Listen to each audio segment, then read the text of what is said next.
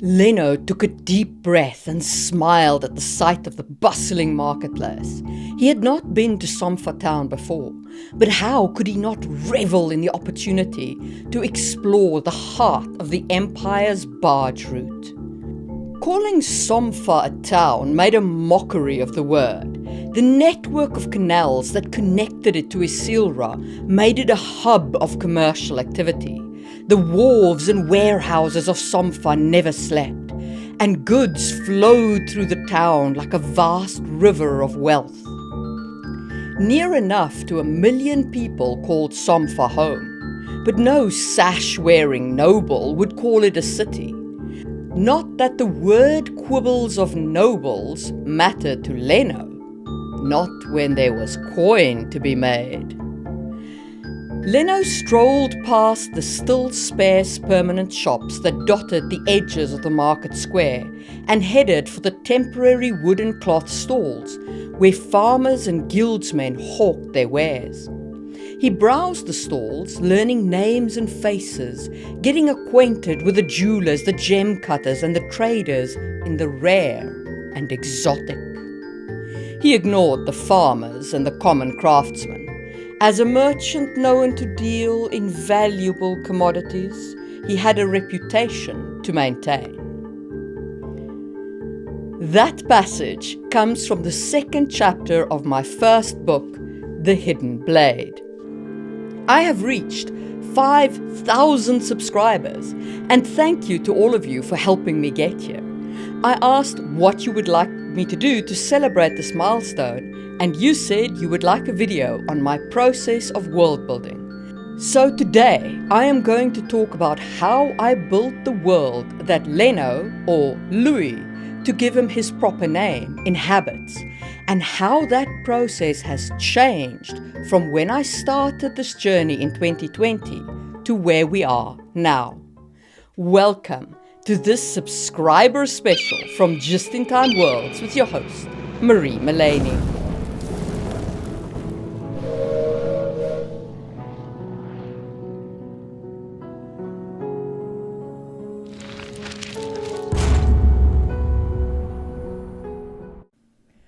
Hi, Editing Marie here. Just a quick note about the structure of this video. Basically, I'm going to yap on about the history lore of my world because I'm trying to show you how I built the history in order to layer in the fantastical elements and in order to make the history of the culture feel organic and real. In order to create this melting pot culture, how I needed to create both histories of the people who form the ingredients of the melting pot. And the reason is, just as I said, to show you how I layer in all of these historical effects and the magic and everything else into the world building itself. But if the history gets a little bit too long in the tooth for you, there are chapters down below, so you can skip on. Like any world builder, I do tend to yap on about my world to any interested audience. I started the process of writing an epic fantasy saga in 2020, which I'm certain is a year that lives in infamy for many people. For me, we were suddenly working from home, and this removed my commute, leaving me with time on my hands. I thought, I should probably find some sort of creative outlet or do something with my time. I had a story drifting around in the back of my head for a while, so I thought I'd give it a shot and see how this writing thing worked out. At that point, I already had a lot of world-building experience. I'd been a games master for 20 years and was very used to building worlds for other people to play in. But I'd never written a story. Well, that's not quite true. I'd written one in high school, but it was terrible. So, I took that world-building experience and started creating the story of Sangwheel Chronicles. Now, I believe in the process of building what you need when you need it, but with a solid base below you. And that comes from my GM experience. In fact, if you watch my video about picking technologies for a fantasy world, you'll see exactly how the Sparker or sulfur match entered the world of Sangwell Chronicles. I literally stopped writing when one character lit a torch and asked myself, but how did he light it? So back then, back in 2020, what I had was good instincts without much structure to my world building, or my writing for that matter. My outline in 2020 for the book that eventually became The Hidden Blade was: an assassin goes to destroy a noble in a medieval world. He causes great chaos and eventually the noble dies amid civil unrest. As the assassin is leaving, an army marches in from the neighboring duchy to take over. The noble is slain, the assassin returns home to the same duchy from which the army came. He meets the duchess there. He shows doubt for the actions he has taken, and she introduces him to a girl who has been mentally and physically abused by the noble he overthrew, and tells him that the noble was part of a slave trading ring. He says the emperor should surely stop such a thing, and she stares at him significantly, then tells him she has his next assignment. That was my outline. That was the extent of what I had when I started writing story-wise. And those of you who have read The Hidden Blade will know that the story is only related to that outline by implication. However, as I said, I came with world building experience included. So before I started writing to this outline, I decided to build the empire, and that changed, well, everything. Now, I didn't want to build too much. I just wanted a fair idea of how this empire works, because I thought that as long as you have a strong world as a base, you can write in it. Your story can change as long as your world building is solid. And this is true. I will still stick to this mantra. But to create a solid world, you need a structure. The process that I followed in 2010 is not one I could ever have taught anybody else to replicate, because it is too chaotic. It is too based around my knowledge and my processes. So part of the change that I'll take you through is how I learned to adapt what I do to what other people do, and to provide more structure. But let's start with what I did in 2020. So first, I decided that I wanted the empire to be on a self-contained separate continent, and it doesn't touch on the rest of the world. That way, I could restrict my world building just to one continent. Build what you need when you need it, see?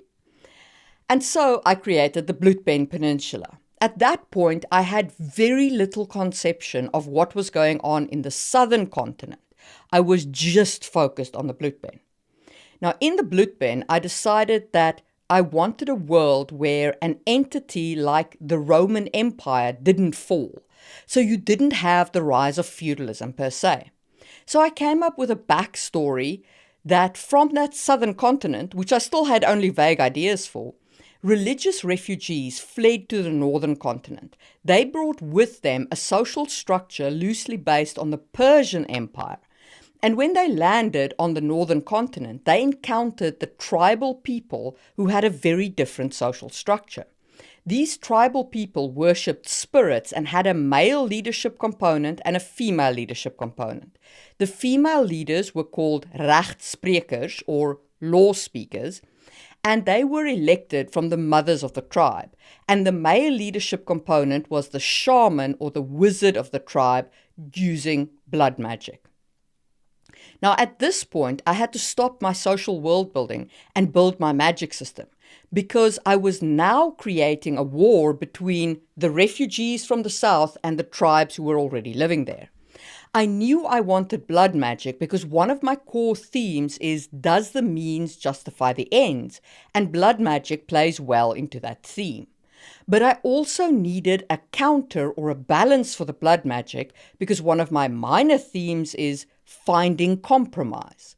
So I created an externalized magic system based on the energies of destruction and creation, which manifests slightly differently in each culture due to the ways in which they are taught magic and their cultural understanding. So in the southern continent, I decided, magic would be the domain of priests, destructive and creative individually and tied to their gods. In the northern continent, I wanted a gender divide and I wanted magic tied to the spirits instead. So I created Dusang magic, the magic taught to you by the spirits, which can either be fueled by the external creative power or the external destructive power or blood magic, based on your affinity as a person. And that ties into my cosmology, which I'll touch on a little later, but spoiler, so I won't go too deep. Can you see in this world building process how all of this ties back to balance and how I wanted the cultures to feel in my head? I did also need another type of magic though, one which the northern continent would lack for good reason, which is revealed in book 3 of the saga. This magic is called Hobby, and it will let the Hobbyer make themselves stronger, see better, create armor on their skin, and so forth. In theory, everyone has this. In practice, it's a lot like any other talent. A few people are really good and stand out. The rest of the people can basically only do minor things like make themselves briefly stronger or whatever. So back to our brewing war in the Bloedben, where we have our fake Persian Empire and our tribal people. The religious refugees could use Hobby, but due to the religious war part that they'd escaped from, they had very few priests, so they didn't have much external magic. The tribes had no Hobby for magical historical reasons revealed in Book 3. But because of this magical disparity between the two sides, they basically warred each other to a standstill. And this standoff was eventually broken through the assassination by the refugees of one of the tribal shamans. And it was important to me to bring in assassination in the history, since I was building this whole story around an assassin who is seen as having a legitimate political purpose. So I wanted these people to have built into their history the concept of political assassination. So our refugees have just assassinated the person who holds all the tribes together, and the tribes have now devolved back into a kind of warring council. But even though the refugees were on the cusp of victory, getting over that edge, they were afraid that the tribes would unite again under somebody else's leadership. So they made a deal with the female half of the tribal leadership. The troll carls, who were the blood shamans, the male leadership, would be put to death, their magic outlawed. The Rechtsprekers, the women leaders, would remain in their role. The religious refugees, the Konsang, would become the nobles of this new empire. And I put together this whole backstory to reach this point where I had two peoples that melded into one in this empire. This allowed me to incorporate elements from the tribes, such as the Dusang spirits that teach some of the nobles magic, leading to the majocracy government that I wanted in the empire, and the election of the Rechtsprekers as the voice of the people to prevent noble excess from completely wrecking the common people. This combination of these two peoples also allowed me to construct the religion Viero from cobbling together the totemic spiritual belief of the people who lived in the Bloedben originally and the Konsang's rejection of the religion of the southern continent. So in essence, this setup gave me the ability to create an imperial environment that is kind of Roman Empire-ish, but one in which the empire never fell because there was no external pressures to cause that fall. I created 6 ducal lands, 5 called duchies and 1 called imperial lands, where the emperor is also the duke. I didn't want massive war between the duchies, so mostly imperial peace is kept by the emperor, who acts as chief negotiator between his dukes rather than as an absolute ruler. Do you see how I worked backward? I knew I wanted a majocracy. I knew I wanted a Roman Empire-esque type style of government, and one that hadn't fallen. And I knew I wanted it on this isolated peninsula. I knew I wanted a voice of the people. And so I created my backstory to put in play elements that would allow me to draw from these disparate cultures and create the elements I needed, like the Rechtspreker from the tribal people, the religious refugees with their excess of hobby, creating the magocracy, the outlawing of tribal magic in order to ensure that the nobles had the monopoly on magic.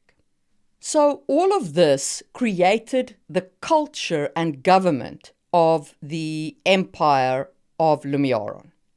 But I always preach that the devil is in the details, and it's in the details it is the details that we use to ensure the reader is immersed in the culture. So what details did I build before I started writing? Honestly, there were only two: the candle clock and the noble sash.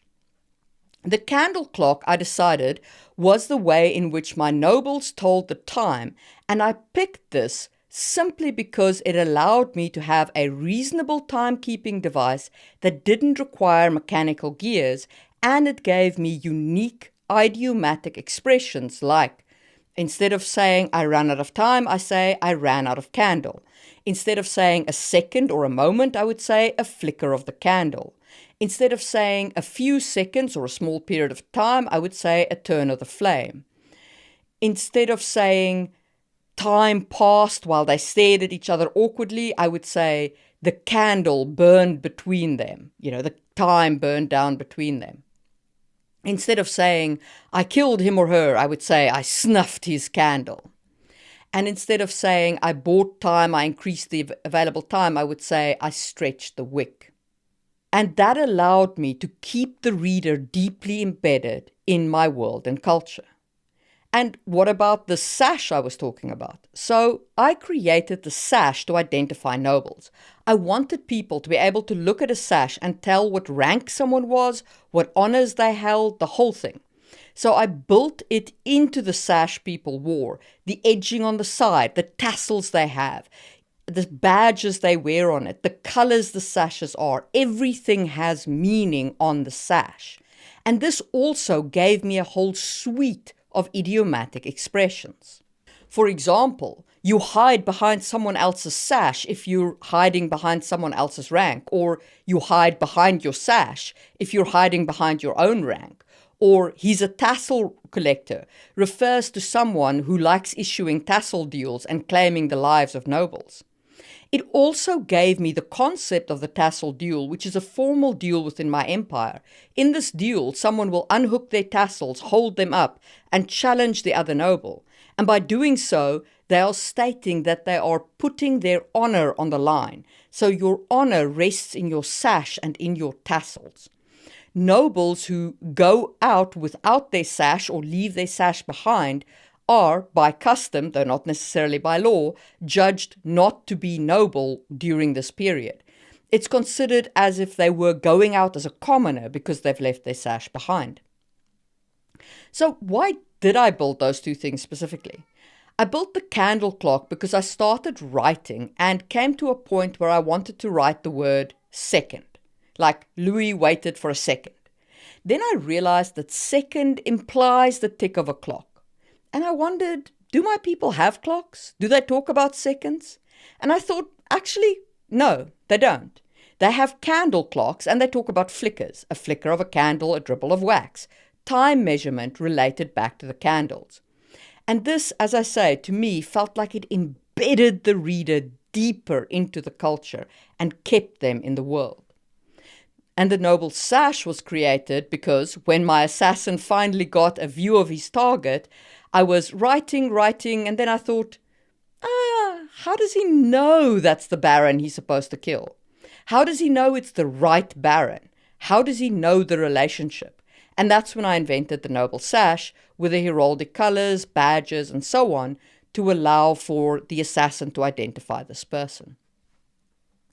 I can't really tell you much about the cosmology of Sangwheel Chronicles because it's a spoiler, but I also developed the cosmology of the world, detailing where magic comes from and how it functions. And that's what changed the whole plot from an anti-slavery thing to the plot around the Bloodgate. So I'm going to tell you what I can without spoilers. The cosmology of Sangwheel ties into the core mechanic of the Bloodgate, which is a structure that holds a hungry spirit at bay, a spirit that would devour the world if released. Understanding the origins and significance of this structure was very important for me, as it is a core thematic element of the entire first trilogy. In short, in the first trilogy, the villains of the story want to claim the Bloodgate, believing that there's nothing behind it and desiring the power it holds. Our heroes aim to protect the Bloodgate out of fear of the spirit that lies behind it, the hungry spirit of Asapatmala that would consume the world. I can tell you that I eventually decided to base my magic system and cosmology on quantum science. Not real quantum science. I mean, I'm not writing hard science fiction here, but a conceptual quantum framework. In the world of Sangwheel, there are entities that understand quantum mechanics and have taken up roles in the quantum space, allowing them to manipulate reality by manipulating quantum particles. These entities are my gods. However, for various reasons, they created quantum constructs like the wheel to prevent the gods from pouring too much power into the world from the quantum space which they inhabit. And this provided me with an understanding of the existence of magic and the cosmology in my world. If you read The Lion Vessel, which is book 3 in the Sangwheel saga, there are a few passages at the end where you might pick up on how this cosmology came to be and the creation of the universe. Let me know in the comments if you noticed those details. So that was where I was in 2020. But if you compare this to the podcast I started this year, World Building Blueprints, where I speak about world building and provide specific forms with questions to help guide the process, you can see why I say I had good instincts but no structure. I understood that if you try and front load the whole world, you'll never get anywhere. I understood the bare basics that I had to build, but there was no way I could help anybody else replicate the process I used. It was simply too chaotic. It was my structure for how my mind works, as I said above. But having gone through that process on multiple different worlds, I now have a more structured approach. Not much more structured, but I know what the base really needs for a minimum, and I know what questions to ask to put that base in play. I know how to say, okay, I want this thing, and then work backwards to reach it.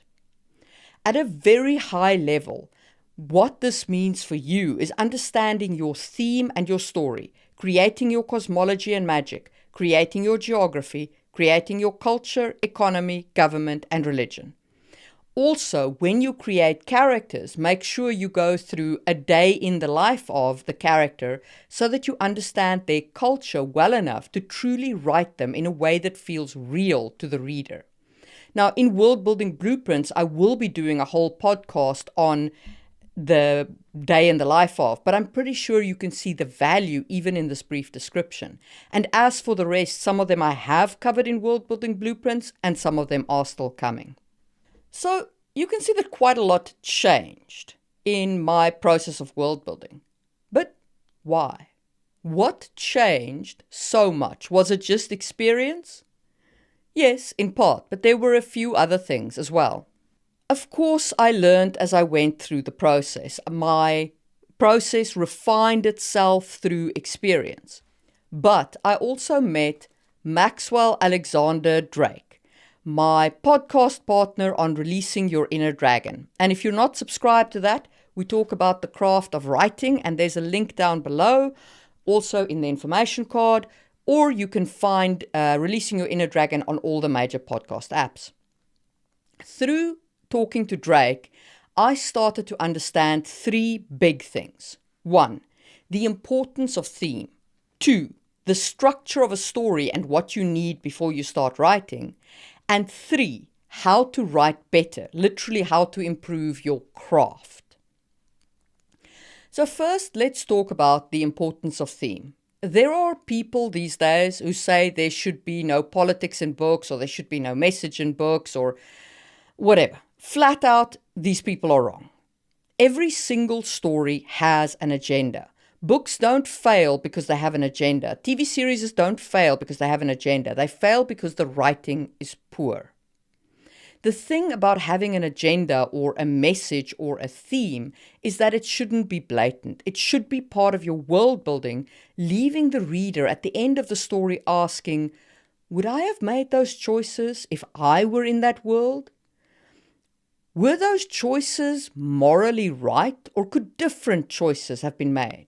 These kinds of questions linger with the reader and make them think, or at least one hopes so. And if you think I'm wrong about themes, let's just talk about a couple of the really big names. Tolkien had a very strong theme of progress is problematic, technology is problematic, the natural world is good, power corrupts. All power corrupts even if the person is good, and the common man is a much better hero than the mighty. That is why Frodo carried the ring and not Gandalf. And that is why there are tree ents. He was the first environmentalist writer, if you will. And then if we look at Frank Herbert and Dune, his message was blatant. Religion is control. It is emblazoned over those books. Herbert didn't kid around with his message. It was absolutely in every single book, crystal clear what he was saying.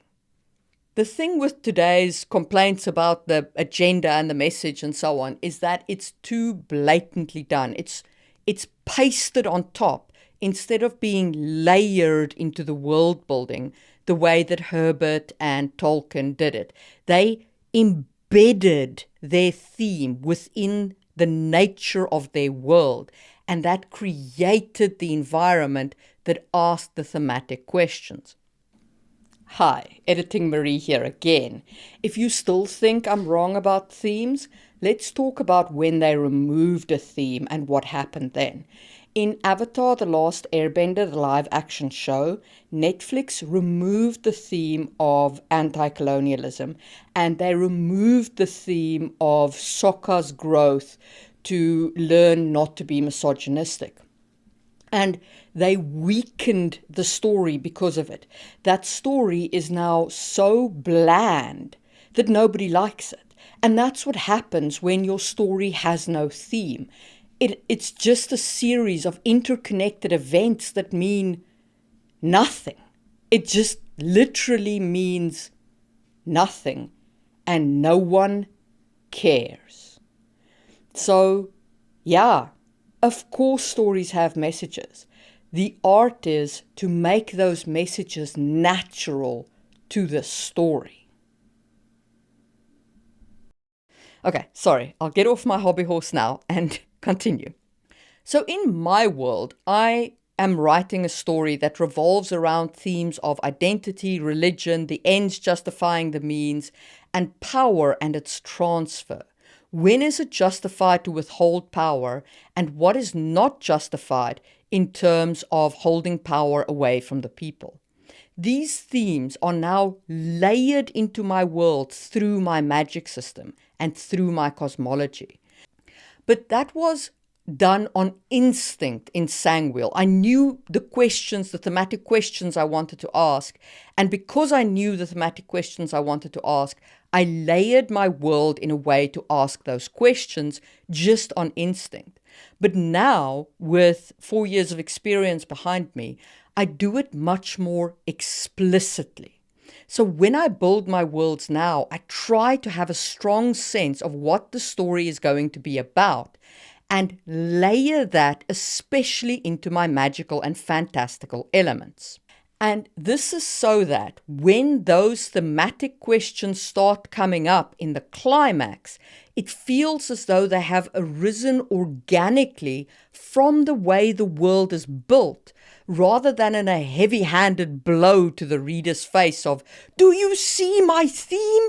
Isn't it a cool theme?" Yeah, heavy-handedness in the themes is a problem, not the thematic messages themselves. So that's the first thing I learned from Drake, is the importance of theme, of finding it out early, of embedding it into the world building. Okay. The second thing I learned from him was how to structure a story. Remember at the start of this video when I spoke about that very brief story structure I had for The Hidden Blade?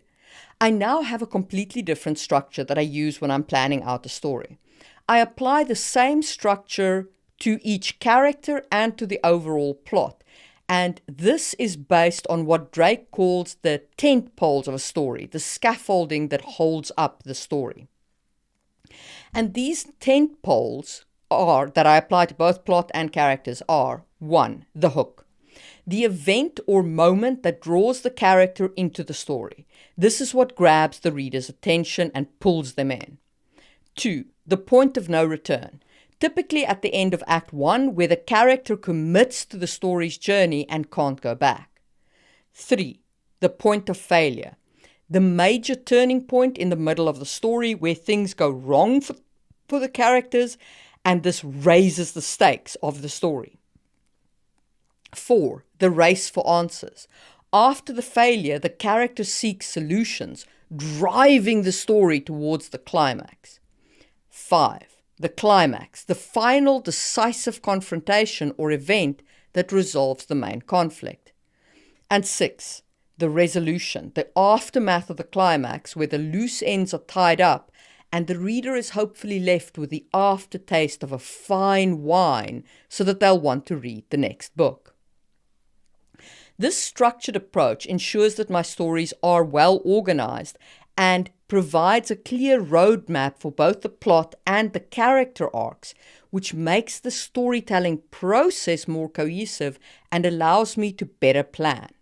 Now, in my heart of hearts, I am still a pantser writer, so this 6-point structure is just enough for me to get going, and I don't answer this in super detail. I just keep the structure in mind and write a paragraph or two about how I'm going to approach that tentpole in the story that I'm writing. But it gives me enough of a vision to layer my world building with the thematic elements that I want to explore. The third big thing that I learned from Drake was straight up writing better. One of the big things on my journey was learning to critique and critiquing other people. For that, I joined CritiqueCircle.com, an online website where you can get your work critiqued. Shout out to Critique Circle, and you can check them out in the link down below. It has been a great experience for me at Critique Circle. My writing dramatically improved from the 2020 version to the current version. And this is purely in the craft of writing, things like showing emotion, making descriptions personal to the character, using better prose, and so on. Now, I still follow the same approach in world building. Build what you need when you need. But these days, it is more structured. And it is that structure that I'm sharing with you all in the podcast World Building Blueprint, which you can find in the playlist here or on any podcasting app that you listen on. Remember though, when I spoke about all the elements I pulled into my story to create the culture of the empire, like how I pulled, this Persian type empire and these tribal people and created this anthropological setup? The reason I could do that in a single afternoon, which is how long it took me to create the empire, is because of my knowledge base, and that is because of the way I do research. So if you've enjoyed this special so far, hit the thumbs up button, and let's talk about my process of research. I am almost continuously doing research for world building. A lot of what I watch never makes it into the world or into the books, but it gives me a vast base of knowledge to draw on whenever I'm faced with a world-building question. So I do this research primarily through YouTube, where I'm subscribed to numerous anthropological channels, science channels, biological channels, archaeological channels, historical channels, and a couple of economics and history channels. I'll put a list of channels I like to watch in the links or the description somewhere. But basically, it's science, biology, history, anthropology, archaeology, and some philosophy. And in addition to this, I listen to podcasts like Revolutions and The History of Rome, both by Mike Duncan, which provide very detailed insights into various cultures and revolutions and politics and how those structures evolve. I also have a Curiosity Stream subscription where I watch a lot of nature and science shows. Things on quantum, things on evolution, things on abiogenesis. Basically anything that teaches me more about how our world is put together. My imagination can supply the fantastical elements for a fantasy world. But understanding how our world works and why it works and where the cultural pressures comes from allows me to insert magic on top of that and figure out how the base of the world changes because of the fantastical elements. If I have a specific problem, world building question that I need answered, I will go and research that. For example, I was building the empire in the far south of my world for the second series that I'm writing in Sangwheel, and I wanted them to have fratricide and a test for kingship. I researched the kingdoms that practiced fratricide and came up with several examples. The Ottoman Turks, for instance, had a law where once the king ascended the throne, all of his siblings were yeeted out of life. And then I did some more research into tests for kingship and found the Hittites whose king had to prove his worth on the battlefield by strategically winning a battle that he led. So I then took these two elements and mashed them together to create an empire that would produce a character who's either a failed contestant for the leadership or too young to compete or something like that, and so has to run away from his elder sibling, who wants to unalive him. And that creates a protagonist for my story that's going to drive the plot line that I need for the second series. So a lot of what I needed for the Empire of Imoven, which is the empire that I'm building for this character, I already knew because I've watched a lot of content on kingdom structures, anthropology, government, societal structures, history, and so on. I just needed some specific details like the kingship test and so forth. So in a case like this, when I'm researching something specific like that, I will often start with Google and then go to Wikipedia or Encyclopedia Britannica, which gives me an overview of things like kingship tests and so on. And they also have bibliographies which allow me to then go find books, hopefully in my local library of Finland, because books can get really expensive if they're academic, and then read those books on the topic. For me, reading books helps cement the details in my mind and gives me a deeper understanding compared to just watching videos. However, it's important to absorb knowledge in whatever way works best for you. So if videos works for you, go watch videos. There's plenty of them. For me, I just like to go find those books. The essence of my research process is this. I aim to do wide research, which is also what I offer on my channel. I cover a wide variety of topics on an array of subjects, not going into depth on anything because I'm not building your world or doing your research. What I aim to provide here is the same broad base of knowledge that I have to you. This way you can start with a general topic like pottery. So you have a character that has a bowl in his hand and you're like, pottery, and you can watch my video on pottery and maybe that gives you enough. But if you have specific questions, it gives you the vocabulary to go search for those specific questions. And that is what my broad base of knowledge and my continuous research process gives me. It gives me the right vocabulary to ask Google the right questions to find the answers I need. So in summary, my research process is continuous and broad, allowing me to gather a wide net of knowledge.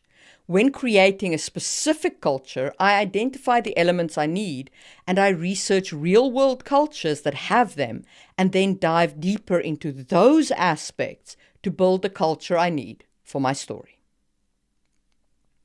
So these days, how I world build is by creating the structure of the story based on the tentpoles. I decide what the cultures should be to give me the characters that bear up those tentpoles and act in the story. Then I look at those cultures and build them backwards, asking, If I want this element, how did it come into play? How does magic affect it? How do they treat magic in this culture? How does this extend into their history? And why did it happen this way? I do this at a high level, not a super detailed level, just enough to understand the historical forces. This way, I can write the culture in a way that resonates with the reader and keeps them deep within the world and immerses them in that culture. At least, I hope that's how it feels. Let me know in the comments below if you have experienced my world building in the books, if you've read the books, what your experience is, and what you think of my world building process and how I show it on the page. Speaking of the books, if you haven't read them, as part of my special for reaching 5,000 subscribers, I have made all of the books on Amazon cost $3 for the EPUBs, so you can pick up all 3 books in the Sangwheel series for a grand total of $9 and check out my world building.